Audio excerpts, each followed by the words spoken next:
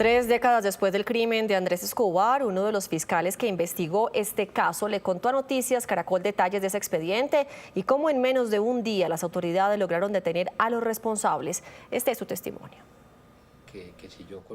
Jesús Albeiro Yepes tiene 60 años y una tristeza larvada durante la mitad de su vida por cuenta de un crimen horrendo que todavía estremece a Colombia: el asesinato de Andrés Escobar Saldarriaga. Yepes era entonces fiscal en Medellín y le correspondió investigar ese homicidio que llenó de vergüenza a Colombia.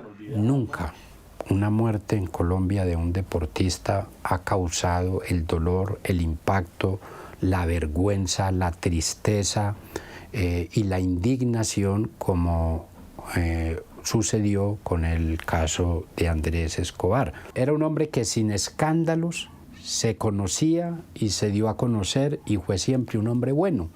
Y es muy difícil, no obstante que Colombia se acostumbró a la muerte como se acostumbró a la muerte violenta, es muy difícil aceptar que a un hombre bueno le pase lo que le pasó a Andrés Escobar. En la madrugada del 2 de julio de 1994, cuando viajaba en taxi de regreso a su casa tras una noche con amigos, oyó el extra en la radio y fue como si el mundo se hubiera quedado mudo.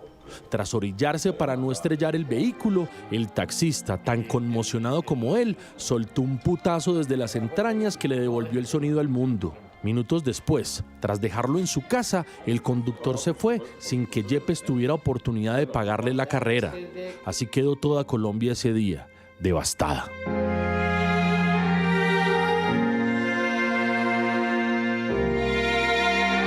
Diez días antes del homicidio, la selección Colombia se iba por la puerta de atrás del Mundial de 1994, a donde había llegado como favorita. El 22 de junio de 1994, el equipo perdió 2-1 frente a Estados Unidos con un autogol de Andrés Escobar. El mítico defensor central colombiano, el eterno caballero de las canchas, apenas podía creer lo que estaba pasando. Yo creo que todos los colombianos sentimos solidaridad con Andrés Escobar, porque ese autogol fue para nosotros del mismo dolor que a él le causó, porque sentíamos que si bien estábamos perdiendo una oportunidad, que eso era una frustración, eso le sucedió al mejor de todos.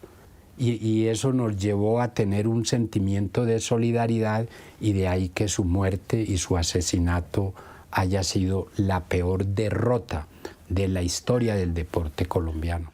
Yepes se puso al frente del caso a las 7 de la mañana de ese 2 de julio y en menos de un día todo estaba esclarecido.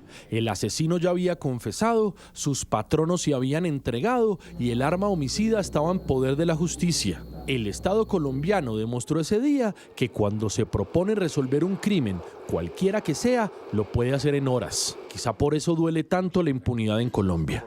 Cuando en una sociedad, a través de un Estado serio, decide investigar, esclarecer un crimen, lo puede hacer. Me quedó claro el poder, la fuerza, la información, la capacidad de un Estado.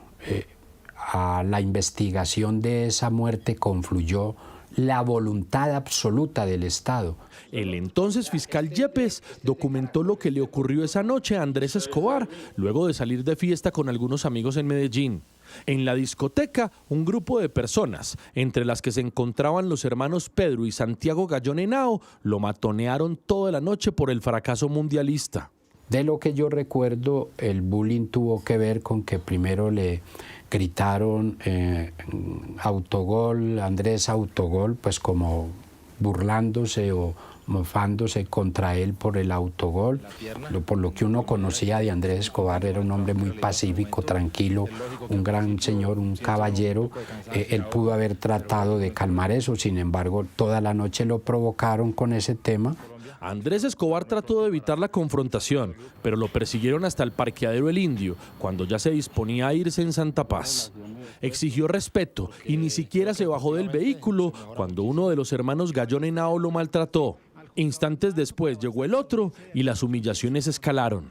Llegó el otro hermano, lo trataron maluco, con palabras altisonantes y advirtiéndole que él no sabía con quién se estaba metiendo. Pues bien, en medio de todo ese tipo de palabras, de forcejeo, de advertencias, es que viene este señor, se baja del vehículo, da la vuelta y le descarga 6 disparos. El señor al que Yepes se refiere es este hombre, Humberto Muñoz Castro, escolta de los hermanos Gallón Henao, señalados desde entonces de tener vínculos con la mafia y el paramilitarismo. Sin mediar palabra, Muñoz Castro se acercó al carro de Andrés Escobar, desenfundó su arma y apretó el gatillo en 6 ocasiones. En la historia universal de la infamia, esa noche se inscribió su nombre con letras de molde.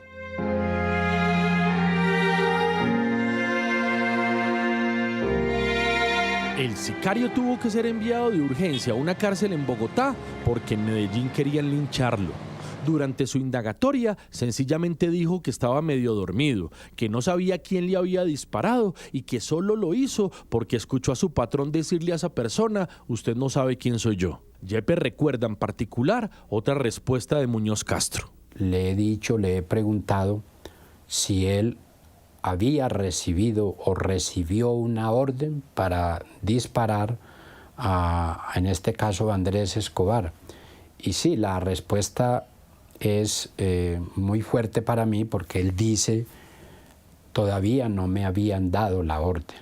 El exfiscal Yepes no duda de que los hermanos Gallón Henao instigaron el homicidio. No obstante, apenas fueron condenados por encubrimiento, pues les compraron la tesis de que ellos no habían dado una orden expresa para asesinar a Escobar. Muñoz Castro fue condenado a 43 años, pero no pagó ni 12 en prisión. Bueno, es que matar en Colombia, en mi opinión, significa poco o nada. O sea, es la muerte de un ser humano en esas circunstancias que yo diría de maltrato moral, de humillación, de indefensión.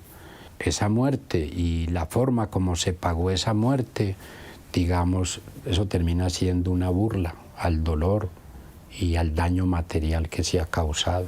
Mientras vemos en YouTube pasajes de la vida de Andrés Escobar y recordamos sus gestas inolvidables como jugador y contemplamos al caballero que encarnó para siempre al fútbol decente, se nos atraviesa en la pantalla el autogol aquel que determinó su muerte.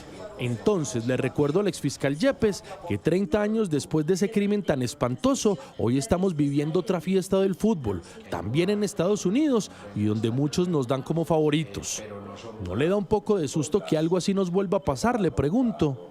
El fútbol no es sino un deporte, no es más. Los colombianos no podemos hacer del fútbol una guerra trivial, como si esa fuera la gloria o no de una nación o de un pueblo. Pues quieran los dioses que Colombia tenga un buen desempeño para que este país no entre en otro proceso de retaliaciones, de burlas, de irrespetos, de frustraciones y de tragedias. Esperemos que la experiencia y el pasado algo nos hayan enseñado. Andrés Escobar Saldarriaga, siempre en nuestra memoria. Juan David Laverde, Noticias Caracol.